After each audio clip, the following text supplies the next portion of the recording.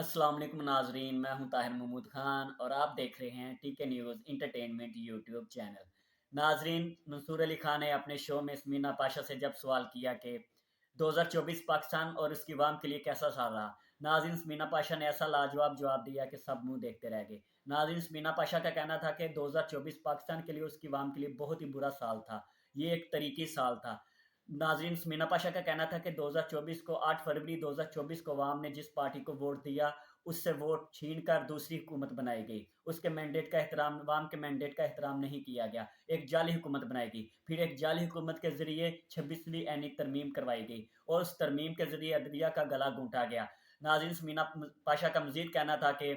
26 نومبر 2024 کو اپنے ملک کی عوام پہ گولیاں چلائی گئی اور 26 نومبر 2024 کا دن ایک تاریخی دن تھا جس کو کوئی بھی نہیں بھولے گا، یہ ہمیشہ تاریخ میں یاد رہے گا، تاریخ اس کو دہراتی رہے گی اور پوچھے گی کہ اپنی عوام پہ گولیاں کیوں چلائے گی۔ ناظرین سمینا پاشا نے ایسا خلاصہ پیش کیا کہ سب منہ دیکھتے رہ گئے۔ تو ویڈیو دیکھنے سے پہلے آپ سب سے گزارش ہے کہ ہمارے چینل کو سبسکرائب کر لیں، نوٹیفیکیشن کو آن کر لیں۔ تو چلتے ہیں آپ ویڈیو کی طرف۔ سمینا پاشا صاحبہ، آپ کی نظر میں ایسی کون سی 3 چیزیں ہیں 2024 کے حوالے سے جن کو بآسانی بڑھایا نہیں جا سکے گا؟ سب سے پہلے تو ڈیفینیٹلی 8 فروری کے الیکشن، میرے خیال سے یہ ایک سافٹ ریولیوشن تھا جو آج پاکستان میں اس سال میں آیا، اور بہت بہت اچھا ہوتا، خوبصورت، میرا خیال ہے یہ ایک پاکستان کا روشن پہلو ہوتا اگر عوام کی رائے کو مقدم جانا جاتا اور 8 فروری کو الیکشن کو تسلیم کیا جاتا۔ لیکن یہ افسوسناک پہلو ہے کہ اس کو دبا دیا گیا، عوام کی رائے کو بالکل نظر انداز کیا گیا اور اس کو ملیا میٹ کیا گیا۔ تو ایک بہت بڑا انسیڈنٹ ہے یہ 8 فروری کا الیکشن، کیونکہ ہم نے کبھی نہیں اس سے پہلے تاریخ میں دیکھا کہ ایک ایسی سیاسی جماعت جو اس قدر عتاب کا شکار ہو، جس کا نشان بھی نہ ہو،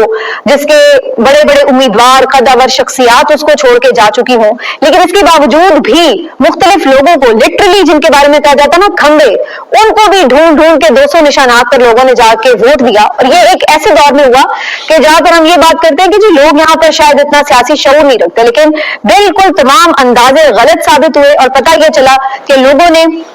نہ صرف یہ کہ ایک سیاسی شعور کا، اپنی رائے کا بھرپور اظہار کیا، بلکہ اس کے ساتھ ساتھ جو روایتی بہت ساری چیزیں تھیں، جو میتھس تھی، وہ بھی بالکل ٹوٹ کے رہ گئی اور سوشل میڈیا بیسکلی ایک گیم چینجر ثابت ہوا۔ تو میرے خیال سے 8 فروری کا الیکشن بہت بڑا انسیڈنٹ تھا۔ اس کے علاوہ 2-3 مزید انسیڈنٹس بہت امپورٹنٹ ہیں، جیسے کہ 26 نومبر کا واقعہ، یہ بھی میرے خیال سے ایک تاریخ دن تھا، بلکہ ایک تاریخ رات تھی پاکستان کی اس ہسٹری میں، اور اس کو بھی جلدی فراموش نہیں کیا جا سکتا۔ جو یہ واقعہ تھا یہ بھی بہت افسوسناک پہلو تھا۔ تو میرا خیال ہے یہ 2-3 ایسے واقعات تھے